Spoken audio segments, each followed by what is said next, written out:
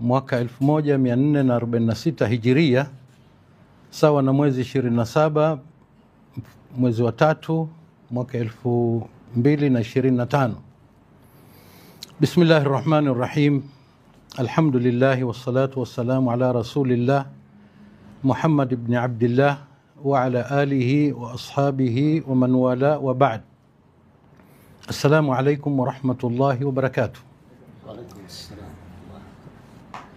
Ndugu waandishi wa habari na wananchi kwa jumla, baada ya kumshukuru Mwenyezi Mungu na kumtakia rehma na amani mtume wake Muhammad sallallahu alaihi wasallam, napenda kuchukua fursa hii kueleza kwamba kama inavyofahamika kwa Baraza la Ulama la Zanzibar ni chombo cha serikali ya mapinduzi ya Zanzibar ambacho kipo kwa mujibu wa sheria namba 4 ya mwaka 2021, sheria ya kuanzishwa ofisi ya mufti mkuu wa Zanzibar. Miongoni mwa kazi za baraza hilo ni kumshauri Mheshimiwa Mufti mkuu wa Zanzibar kuhusu swala lolote la kidini anallohitaji ushauri. Pia kutekeleza maagizo yanayotolewa na Mheshimiwa Mufti mkuu wa Zanzibar. Ndugu waandishi na wananchi kwa jumla, Mheshimiwa Mufti mkuu wa Zanzibar ambaye pia ni mwenyekiti wa baraza hilo la ulama, Sheikh Saleh Omar Kaabi, leo siku ya Alhamisi ya mwezi 26 Ramadhani sawa na tarehe 27 mwezi wa 3 2025, ameitisha kikao cha dharura cha baraza la ulama, na moja katika mambo ambayo alitaka yajadiliwe ni tuhuma zilizotolewa mitandaoni kupitia video inayoonyesha kwamba mwenzetu Sheikh Izzuddin Alawi wa Mombasa wa Kenya alilishtumu sana baraza la ulama la Zanzibar kwa maneno makali, ikiwemo madai kwamba baraza la ulama limemzuia kuhadhiri ndani ya mipaka ya Zanzibar. Baraza la ulama la Zanzibar linasikitishwa sana na matamshi haya aliyoyatoa katika video hiyo, ambayo bila shaka yameleta taharuki kubwa kwa wananchi na Waislamu kwa ujumla ndani na nje ya Zanzibar, jambo ambalo linaweza kuathiri amani na utulivu uliopo.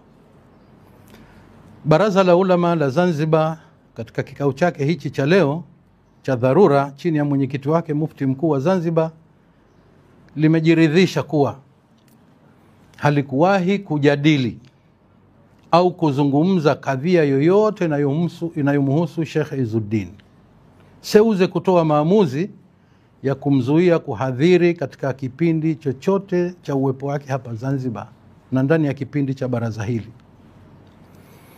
Aidha, baraza limejiridhisha kupitia kwa watendaji wa ofisi ya Mufti mkuu wa Zanzibar kuwa hakuna zuio lolote lililotolewa la kumzuia Sheikh Izzuddin kuhadhiri hapa Zanzibar. Kwa muktadha huo na kwa niaba ya baraza la ulama la Zanzibar, tunapenda kufahamisha umma mambo hayo yaliyotangulia pamoja na baadhi ya maazimio ya baraza kuhusu kadhia hii.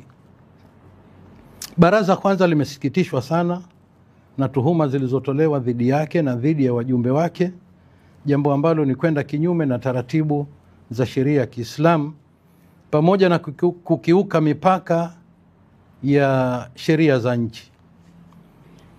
Pili, baraza linamtaka Sheikh Izzuddin, kama ana ushahidi wa zuio hilo, basi tunaomba awasilishe ofisi ya Mufti mkuu wa Zanzibar uthibitisho wa barua aliyodai kwamba amezuiliwa na baraza la ulama au ofisi ya Mufti mkuu wa Zanzibar kuja kuhadhiri hapa Zanzibar. Uthibitisho huo anaweza kuwasilisha kupitia anwani za ofisi au kupitia wenyeji wake ambao aliwataja kwamba ndio waliomwalika hapa Zanzibar. Pindi Sheikh Izzuddin akishindwa kuwasilisha uthibitisho huo, atakuwa hakulifanyia haki baraza la ulama, kwa sababu amelisingizia kadhia ambayo haihusiki nalo, na baraza litakaa katika vikao vyake vingine kutazama hatua gani inastahiki kuchukua.